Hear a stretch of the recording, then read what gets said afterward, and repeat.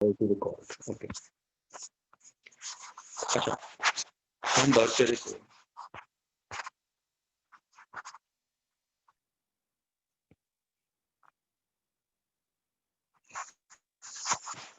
अगर आप उस चार्ज को इलेक्ट्रिक फील्ड में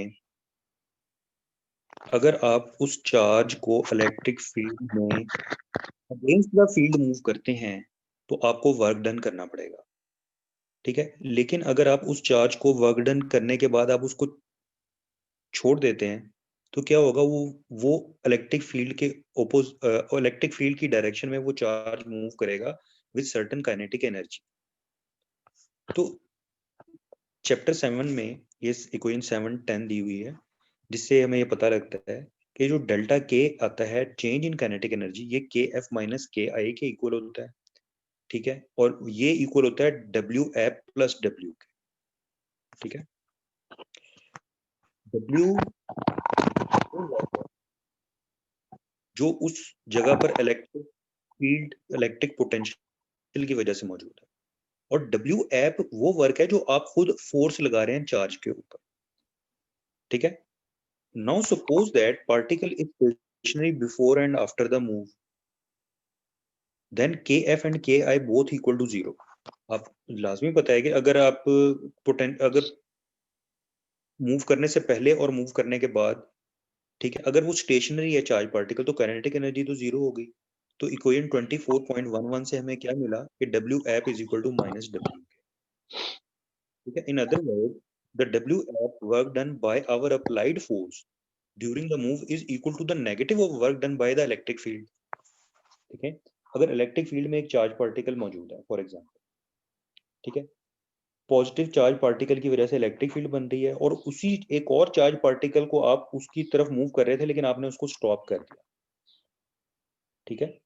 तो इलेक्ट्रिक फील्ड जो उसके ऊपर वर्क डन कर रही होगी ना, जिस वक्त आपने स्टॉप कर दिया उसको, तो इलेक्ट्रिक फील्ड जितना वर्क डन उसके ऊपर कर रही होगी ना, उसको अवे मूव करने के लिए आपने उसको ऑपोजिट उसके ऊपर फोर्स अप्लाई करके उसको रोक के रखा होगा उतने।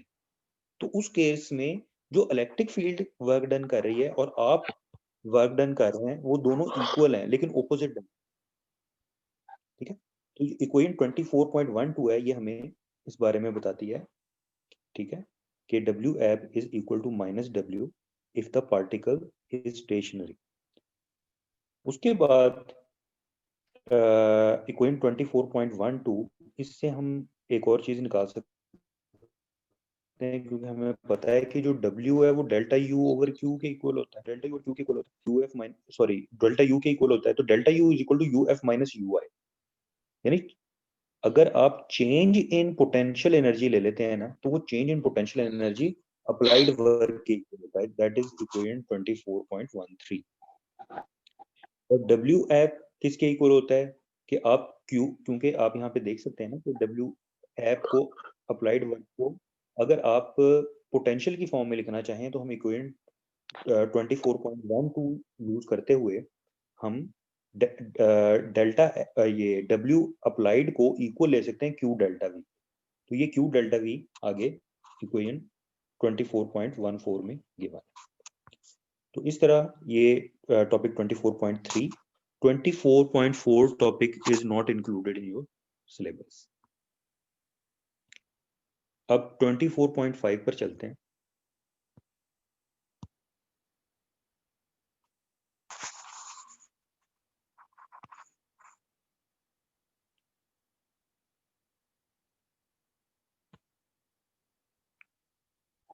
Twenty four point five topic is about the calculating the potential from the field.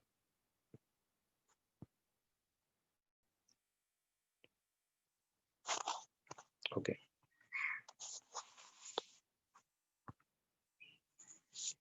आपने बच्चों की तरह लाइनें लगाना शुरू कर दी, जिस तरह स्कूल में बच्चे करते हैं ना तो वो काम कर रहे हैं। अच्छा चलें, अपना बचपना पूरा कर लें।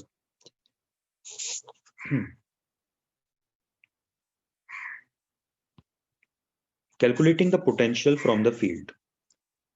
तो अगर आपके पास ये, अगर 24.4 फिगर देखें, आपके पास ये इलेक्ट्रिक लाइन ऑफ फोर्सेस हैं जो आपको एरो से शो किए हैं यहाँ पे, ठीक है। इलेक्ट्रिक लाइंस ऑफ फोर्सेस हैं, इसमें एक पाथ बना हुआ है, ये आप देख रहे हैं। ये पाथ आई से स्टार्ट हो रहा है और एफ तक जा रहा है, ठीक है। ये आई से स्टार्ट हो रहा है और एफ तक जा रहा है। तो इस पाथ में ये जो चार्ज है ये मूव कर रहा है, ठीक है। क्यू चार्ज इसमें मूव कर रहा है। अगर आप कहते हैं कि ये डी डब्ल्यू उसमें कितना करना पड़ेगा, आपको पता है डी डब्ल्यू जो है फोर्स इनटू डिस्प्लेसमेंट के इक्वल होता है, इन दोनों का डॉट प्रोडक्ट होता है, एफ डॉट डी एस। और एफ जो होता है आपको पता है क्यू ई के इक्वल होता है, क्यू नॉट ई। तो एफ आगे क्यू नॉट ई और डॉट आगे डी एस आ गया, ठीक है। डी डब्ल्यू बिकम्स सर आपकी वॉइस में डिस्टॉर्शन आ रही है बहुत ज्यादा। क्यू नॉट ई डॉट डी एस, ठीक है। अब यहां से अगर हम वर्क डन निकालना चाहें तो आप, अच्छा, आपको पता है कि अगर हम डी डब्ल्यू से डब्ल्यू निकालना चाहें तो क्या आएगा, हम इंटीग्रेट करेंगे, integration Q naught I to F E dot D S, ये आगे इक्वेशन 24.1 से, ठीक है। अब ये जो W ओवर, अगर ये जो 24 पॉइंट्स रहेगा W ओवर क्यू नॉट, और आपको W over q naught minus v F minus we आई के इक्वल होता है, तो ये नेगेटिव साइन आ गया राइट साइड पर, ये बन गई इक्वेशन 24.18, ठीक है। तो यहां से हमारे पास इलेक्ट्रिक फील्ड और इलेक्ट्रिक पोटेंशियल डिफरेंस का हमारे पास एक बहुत अच्छा रिलेशन आता है कि V F minus we I, ये जो इक्वेशन 24.18 है, V F minus we I is equal to minus negative of integral E dot D S, ठीक है। ई डॉट डी एस का इंटेग्रल, नेगेटिव इंटेग्रल जो होता है वो वी एफ माइनस वी आई के इक्वल होता है। So remember this equation. तो इसमें अगर हम वी आई को जीरो कंसिडर कर लें, कि जो इनिशियल पॉइंट है वहां पे पोटेंशियल जीरो था, तो ये हम इसको मजीद सिंप्लीफाई करके, क्योंकि अगर हमने रेफरेंस पॉइंट इन्फिनिटी पे ले लिया है, इन्फिनिटी पर लेने का मतलब कि वहां पर पोटेंशियल जीरो है, तो हम वहां से v की वैल्यू निकाल सकते हैं eight that point in the electric field.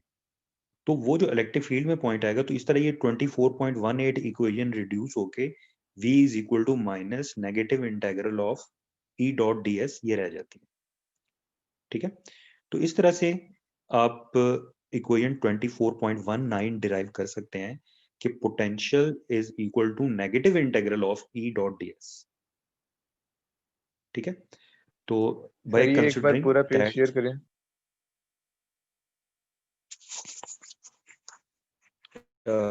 ये शेयर हो रहा है इस वक्त।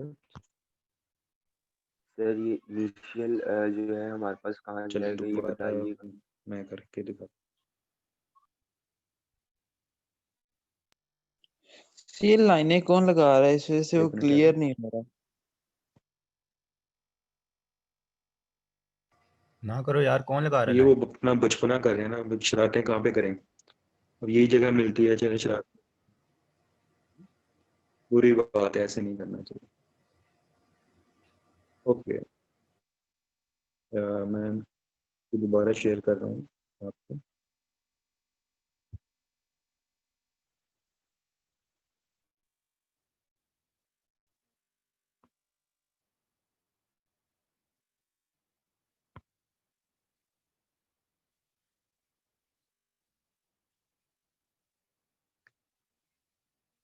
अच्छा, यहाँ पे फिर ये देखें, ये सारा यही इक्वेशंस, डी डब्ल्यू जो है वो एफ डॉट डी एस के इक्वल होता है, यू नो दिस।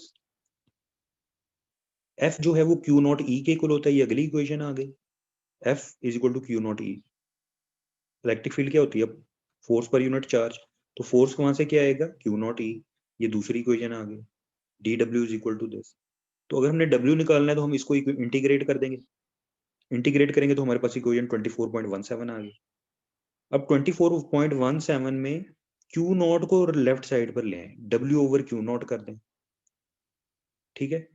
तो W over q not negative के साथ वी एफ माइनस वी आई के इक्वल होता है, ये पीछे हमने इक्वेशन पढ़ी है 24.17 और 24.7, ठीक है। तो 24.17 की जगह बन जाएगी 24.18, ठीक है, ये बन जाएगी। अब ये जो 24.18 बनी, इसमें से हमने इनिशियल पॉइंट को हमने इन्फिनिटी पे कंसिडर कर लिया, तो इन्फिनिटी पे पोटेंशियल होगा 0, तो वी आई 0 आ गई, वी आई 0 आ गई, और वी एफ की जगह हमने सिर्फ वी ही कंसिडर कर लिया, V potential at that point.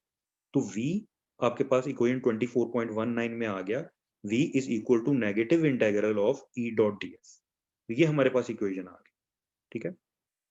तो इस तरह ये बनता है ये topic, calculating the potential from the field, यानी आपने पोटेंशियल कैलकुलेट किया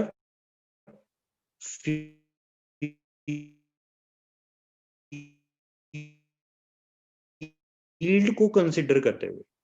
इससे पहले जो हमने टॉपिक में किया है ना, वो हमने लेते हुए पोटेंशियल कैलकुलेट किया था, लेकिन यह इस टॉपिक में हमने इलेक्ट्रिक फील्ड को लेकर हमने पोटेंशियल कैलकुलेट किया, ठीक है। अच्छा, तो ये टॉपिक कंप्लीट हुआ। अब चलते हैं 24.6 पर, अगले टॉपिक पे।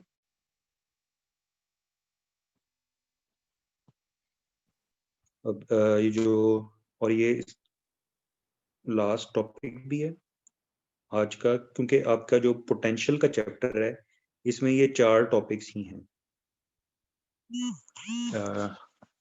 ये आपको जो वर्क प्लान दिया होता है ना, वीकली प्लान, उसमें आप देख सकते हैं जो 24th चैप्टर है, इसमें 24.2, 3, 5 और 6 ये टॉपिक्स इसमें हैं, ठीक है। तो अब हम 24.6 टॉपिक हम स्टार्ट करने लगे हैं।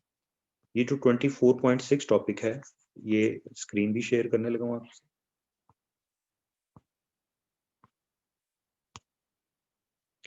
ये टॉपिक है potential due to a point charge, potential due to a point charge. इसमें आप देखें कि ये फिगर जो है, इसमें चार्ज है,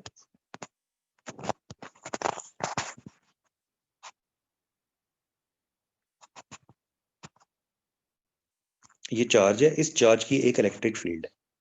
तो इस इलेक्ट्रिक फील्ड में एक पॉइंट, इस इलेक्ट्रिक फील्ड से इधर एक पॉइंट पी है, जो कि electric field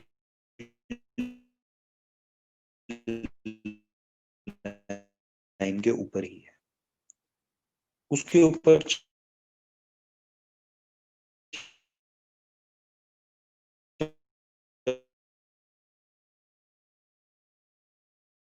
charge Q not, आपकी आवाज नहीं अगर आ हम रही। एक क्यू नॉट चार्ज यहाँ पर रख रहे हैं, तो हमारे पास सांस फूल है और उसका साइन भी आ रहा है। अच्छा, तो उसके बाद अगर आप ई डॉट डी एस लें, तो वो E dot D s cos of theta होगा, E d s cos theta, ठीक है। तो अगर हम पीछे वाली इक्वेशन जो भी हमने डिराइव की है, उसमें ये सिचुएशन पुट करें, then we have V F minus we I is equal to minus R to infinity E D R, क्योंकि सर यहाँ ये पर आप कोर्स देखें कैसे है? जी, ये कोर्स का बता दें, ये बोले। कोर्स डीएस, ये दोबारा बता दें कैसे आया है।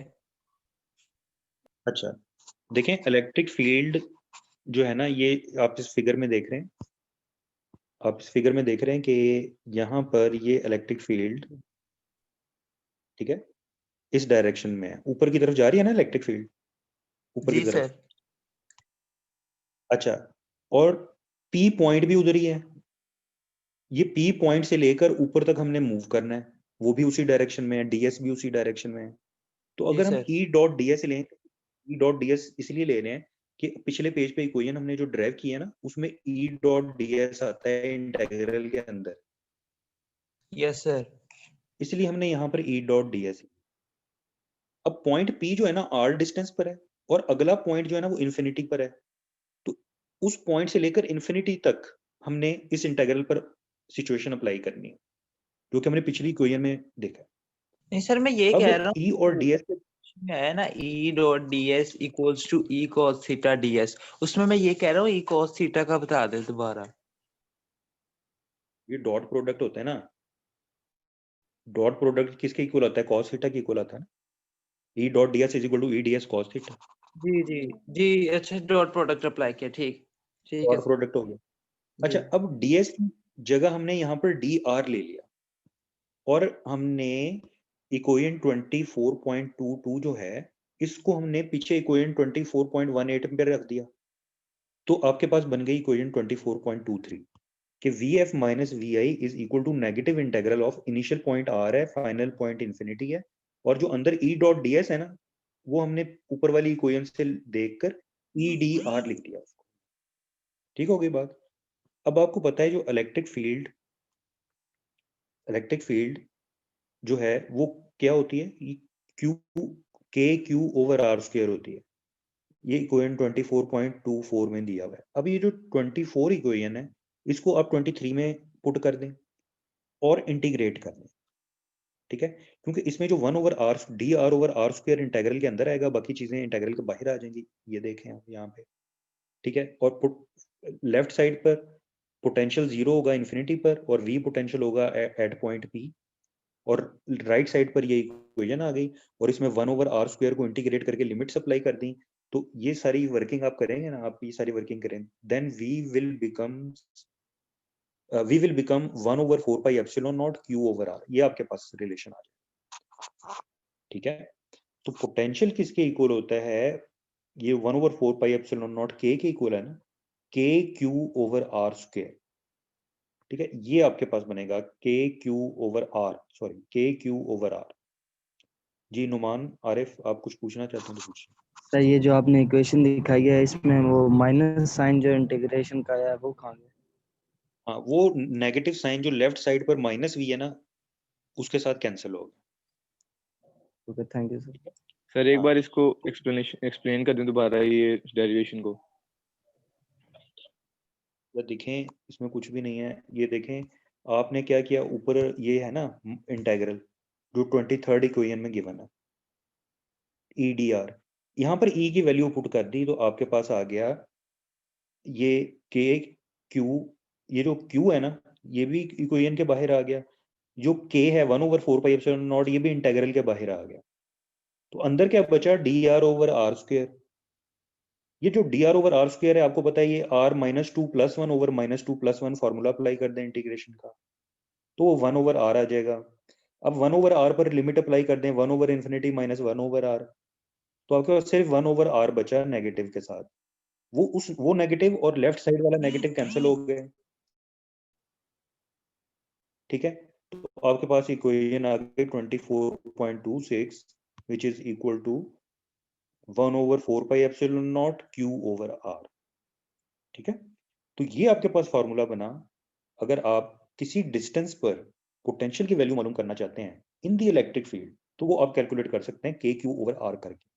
ठीक है, आपको चार्ज की क्वांटिटी पता हो और डिस्टेंस पता हो तो आप पोटेंशियल की वैल्यू मालूम कर सकते हैं। तो a positively charged particle produces a positive electric potential, a negatively charged particle produces a negative electric potential। वो इसलिए कि अगर आप इक्वेशन 24.26 में देखें तो Q अगर पॉजिटिव होगा तो पोटेंशियल पॉजिटिव आएगा, अगर Q नेगेटिव होगा तो पोटेंशियल नेगेटिव आएगा। ठीक है, यहाँ पर आप नेगेटिव Q पुट कर दें तो नेगेटिव पोटेंशियल आपके पास आएगा। ठीक है, अगर चार्ज की वैल्यू जीरो पुट कर दें तो पोटेंशियल जीरो हो जाएगा, यानी अगर चार्ज नहीं है तो पोटेंशियल भी जीरो है वहां। ठीक है, तो ये जो इक्वेशन 24.24 है 24.24 इसको अगर इसका जो कंप्यूटर जनरेटेड ग्राफ है अगर हम देखें 3 डायमेंशंस में, ठीक है, तो वो ये बनता है। इसमें आप देख रहे हैं कि पोटेंशियल जो है वो वाई एक्सिस पे लिया हुआ है और ये जो नीचे चार्ज जो है वो सेंटर एक्स वाई प्लेन की सेंटर में मौजूद है। तो उसके उस सेंटर में अगर सेंटर में जहां पर वो चार्ज मौजूद है उस जगह पर पोटेंशियल मैक्सिमम है, पोटेंशियल जो है वो मिनिमम है उस प्लेन में, और जैसे जैसे हम उस सेंटर के करीब किसी चार्ज को लेकर आते जाते हैं तो पोटेंशियल की वैल्यू जो है वो इंक्रीज होती जाती है। ठीक है, पोटेंशियल की वैल्यू इंक्रीज होती जाती है। ये आप यहाँ पे देख सकते हैं कि पोटेंशियल की वैल्यू जितना जितना आप चार्ज के क्लोज लेके आते जाएंगे, चार्ज को, टेस्ट चार्ज को आप ओरिजिनल चार्ज जिसकी वजह से पोटेंशियल बन रहा है उसके करीब लेकर आते जाएंगे तो पोटेंशियल की वैल्यू इंक्रीज होती चली जाएगी। ठीक है, अब आप देखें वो किस रिलेशन के अकॉर्डिंग है, वो इक्वेशन 24.26 के अकॉर्डिंग है कि आर की वैल्यू, अगर आप आर डिनोमिनेटर में है ना, आर की वैल्यू कम करते जाएंगे तो वी की वैल्यू इंक्रीज होती जाएगी। अगर आर की वैल्यू 0 कर देंगे तो पोटेंशियल इन्फिनिटी के करीब चला जाएगा, बहुत हाई पोटेंशियल पे चला जाएगा। ठीक है, तो ये चीज यहाँ पे शो की हुई है। यहाँ पर 0 डिस्टेंस पर इधर बहुत ऊपर तक चली गई है वी की वैल्यू इस डायग्राम में। ठीक है, क्योंकि यहाँ पर एक लिमिट लगा दी है, अदरवाइज तो ये बहुत ऊपर तक जाती है। लेकिन जाहिर है बुक में इतनी ऊपर तक तो शो नहीं कर सकते, लेकिन एक हाई पोटेंशियल की वैल्यू यहाँ पर शो की हुई है, इसको आप देख सकते हैं यहाँ पे। तो ये कंप्यूटर जनरेटेड इमेज है। अगर आप इस इक्वेशन का ग्राफ प्लॉट करें, v is equal to 1/4πε0 q over r, अगर आप इस इक्वेशन का ग्राफ प्लॉट करें तो आपके पास फिगर बनती है, फिगर 24.7। इसको आप यहाँ पे देख सकते हैं। ठीक, तो ये आज के जो मेन 5 टॉपिक्स थे 24.6 तक ये हमने कंप्लीट कर लिए।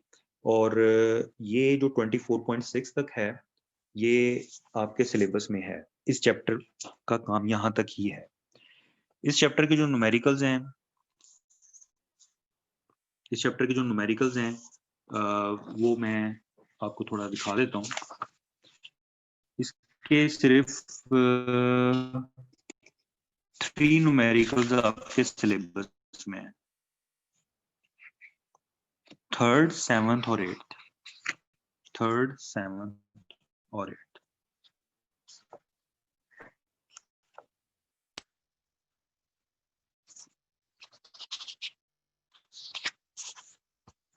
ओके,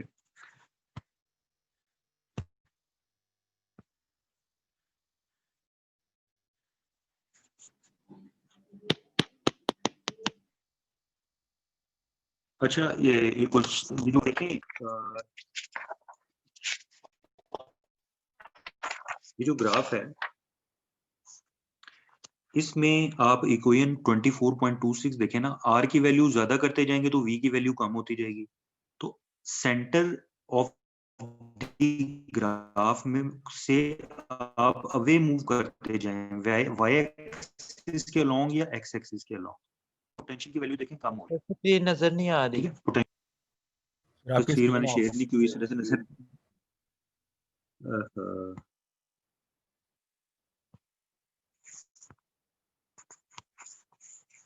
चलें, हो गई स्क्रीन शेयर। अगर आप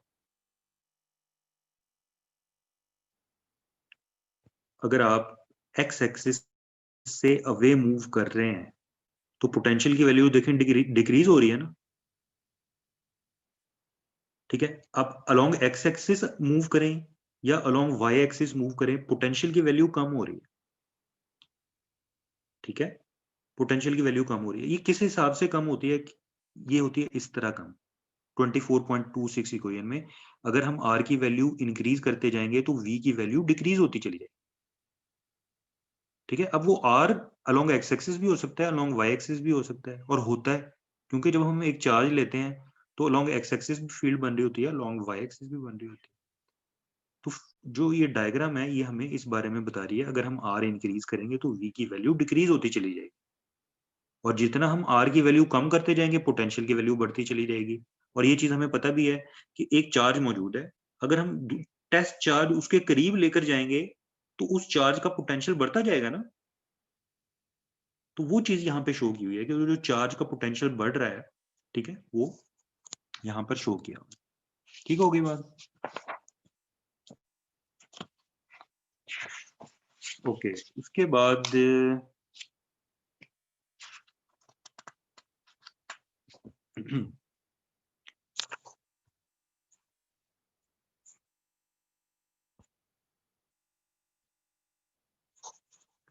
3rd, 7th और 8th न्यूमेरिकल्स आपके सिलेबस में है। जो 3rd न्यूमेरिकल है इसमें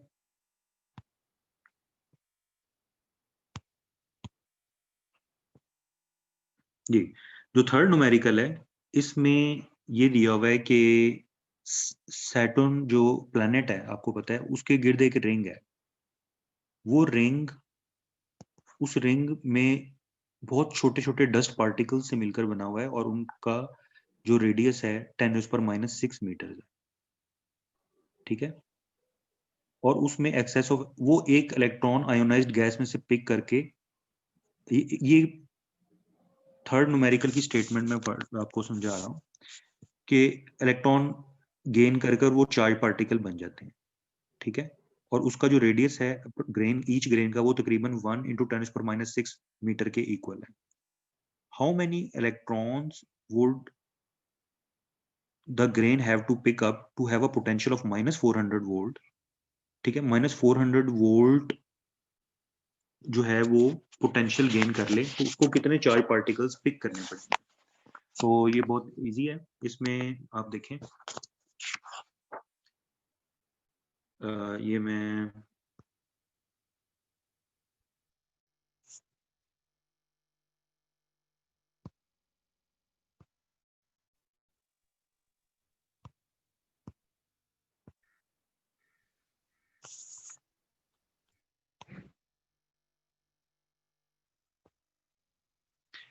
ये वीडियो में देखें जरा, ये वीडियो शेयर किया आपसे कि ये इक्वेशन, तो कितने चार्ज पार्टिकल्स, तो जो टोटल चार्ज है उस टोटल चार्ज को ई से डिवाइड कर दें, जो सिंगल चार्ज है, तो आपके पास नंबर ऑफ चार्ज पार्टिकल्स आ जाएंगे, नंबर आ जाएगा कि कितने चार्ज पार्टिकल्स। अब वो जो क्यू है उसका फार्मूला आपको पता है कि स्फेरिकल शेल के तौर पर ऐड करते हैं और वो क्यू का फार्मूला होता है 4πε0r। ठीक है, ये आपने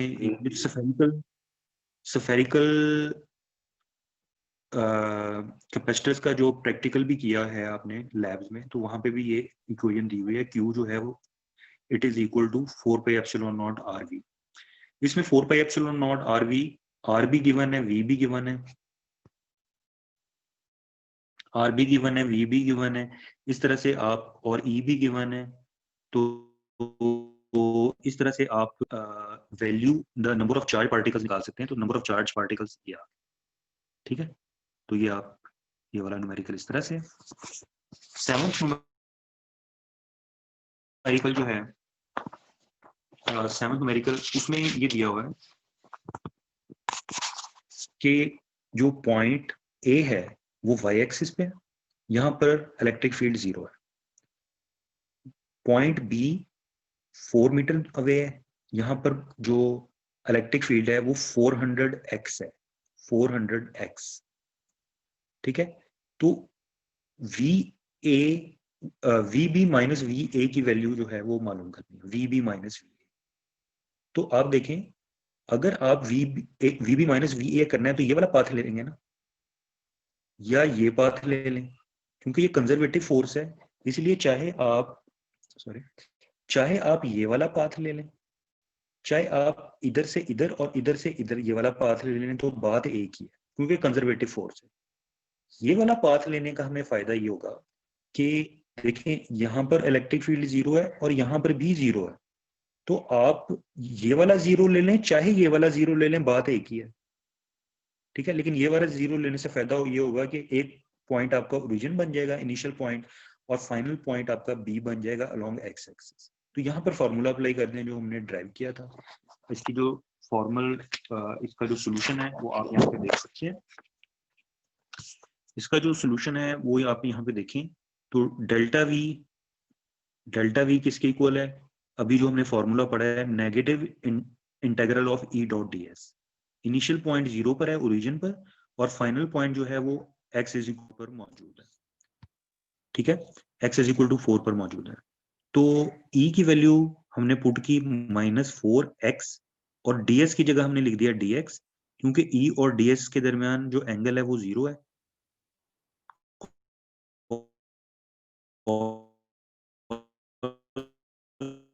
0 1 आ गया, तो इस तरह dx आ 0 to 4 है, तो इसका इंटीग्रल लिया x square over 4 x square over sir 2। ये एक दफा जरा दोबारा बता दें। ओके जी, ये डेल्टा v का फॉर्मूला ये है ना, बात सही हो गई यहाँ तक। इनिशियल पॉइंट हमने ओरिजिन पे लिया था और फाइनल पॉइंट हमने x इज इक्वल टू 4 पे लिया था, तो ये इसकी लिमिट्स आ गई। तो यहां तक बात आपको समझ आ गई होगी सबको, ठीक है। अगर यहां तक आ गई है तो उसके बाद क्या है, e की वैल्यू वहां पे दी हुई है 4x, वो 4x हमने लिख दिया यहाँ पे, और ds आ गया dx के इक्वल।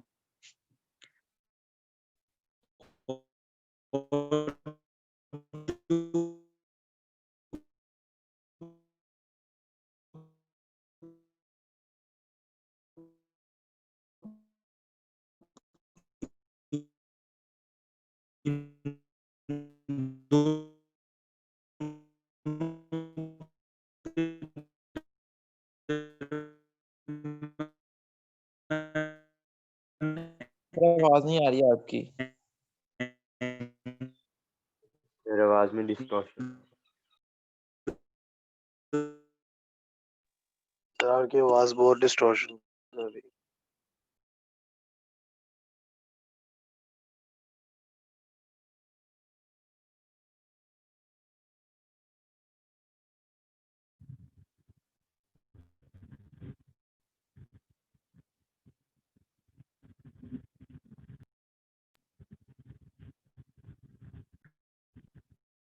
ओके, एक मिनट ठहरे, आप क्वेश्चन कर सकते हैं, एक मिनट ठहरे। तो ये वी बी माइनस वी, इस इंटेग्रल को आप सॉल्व करें तो आपके पास v B minus V A की वैल्यू -32 फोल्ड आ जाएगी, ठीक है। तो ये है क्वेश्चन नंबर 7, ठीक है। और जो क्वेश्चन नंबर, रिपीट आवाज जिसे कहते हैं। हाँ जी, क्या हो गया अब, 3 दफा तो बता दिया। हाँ जी, क्या सर रिपीट करना आपकी है? आवाज सही नहीं आ रही थी। अच्छा जी, अब सही आ रही है? हाँ जी, यस अब सर। सही आ रही है कि अभी भी नहीं जी आ सर, रही? अब सही आ रही है। अब सही आ रही है, वो क्या बात है। अच्छा, ये डेल्टा वी है, ठीक है। इसका फॉर्मूला हमने अप्लाई किया ई डॉट डी एस, इसकी ये लिमिट्स, क्योंकि फर्स्ट पॉइंट ओरिजिन पर था, दूसरा point x is equal to 4 पर था, तो हमारे पास ये इक्वेशन आ गई। इसके बाद e की वैल्यू है -4x, ये गिवन है क्वेश्चन में, ठीक है। और ds की जगह हमने dx लिखा, क्योंकि जो डिस्टेंस है वो अलोंग x एक्सिस कवर हो रहा है, तो ds की जगह लिख दिया dx, ठीक है। और e डॉट ds में एंगल 0 है, तो cos 0 हो गया 1, तो वो हमने नहीं लिया cos, तो ये आ गया -4 इंटेग्रल x dx। इस इंटेग्रल को सॉल्व करें और लिमिट्स अप्लाई कर दें, तो आपके पास -32 वोल्ट आ जाए। बस इतनी सी बात है, ठीक है। क्वेश्चन नंबर 8 जो है वो आप खुद करें, और आज के पूरे टॉपिक में से अब अगर आप कुछ पूछना चाहें तो पूछ सकते हैं। आप पहले हैंड रेज करें और पूछ सकते हैं।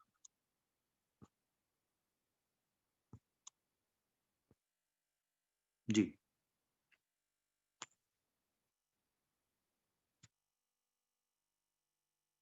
जी, नुमान आरिफ, आप अनम्यूट करें और क्वेश्चन पूछ सकते हैं। सर वो जो इलेक्ट्रिक फील्ड होती थी हमने वो इसमें डेरिवेशन के लिए तो सिंगल चार्ज के लिए हम एक चार्ज ले रहे थे, लेकिन वो तो दो चार्जेस के दरमियान में क्रिएट होती क्वेश्चन मुझे समझ नहीं आया आपका, अगर रिपीट करें। है। सर जो इलेक्ट्रिक फील्ड हमने इधर इसकी डेरिवेशन के लिए ली थी सर, वो जी जी हमने उधर सिंगल चार्ज कंसीडर किया था ना, जी जी, तो वो तो एक्चुअली दो मतलब चार्जेस के दरमियान क्रिएट हो रही होती है। नहीं, इलेक्ट्रिक फील्ड दो चार्जेस के दरमियान क्रिएट नहीं होती। इलेक्ट्रिक पोटेंशियल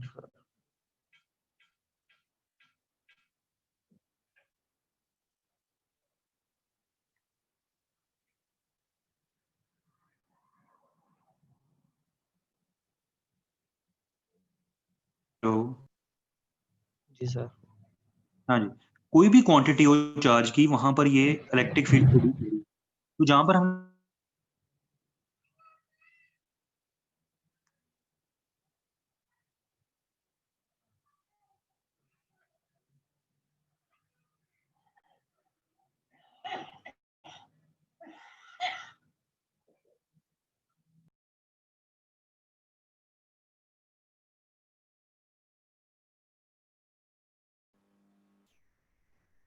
सर मुझे सर की आवाज नहीं आ रही कि बाकी को भी नहीं आ रही? मुझे भी नहीं आ रही यार। मुझे भी नहीं आ रही। क्या मेरा ख्याल मीटिंग खत्म हो गई है शायद। मुझे भी आवाज नहीं आ रही। सर अभी है मीटिंग में। सर से कंफर्म कर लो पहले। पूछ लो यार पहले। मीटिंग खत्म होने में ना तकरीबन 2 मिनट रहते हैं अभी। फिर भी नूर सर से पूछ ले। देखो ना, वो देखो खुरम अजीज होस्ट बन गया अब। सर नहीं है मीटिंग में अब। हाँ सर चले गए हैं, खुरम अजीज बन गया। खुरम अजीज कौन? खुरम भाई मुबारक को, आप होस्ट बन गए हो। बस रोल मैंने बस नंबर हाईलाइट किया 54, था। ओए सर आ गए, चुप रोल नंबर 54 आप बताएं। अस्सलाम वालेकुम। अच्छा सर, ये जी 24.9 जो इक्वेशन के बाद एक यूनिट्स की डेरिवेशन हुई हुई है, electric field 20 is equal two volt पर मीटर वाली, जरा वो दोबारा बता देंगे, फॉर मेरी मिस हो गई थी। 24.9 अच्छा हाँ 24.9 में आप जस्ट देख लें, ये जो आपको पता है इलेक्ट्रिक फील्ड क्या होती है, न्यूटन पर कूलम, ऐसा ही है ना? तो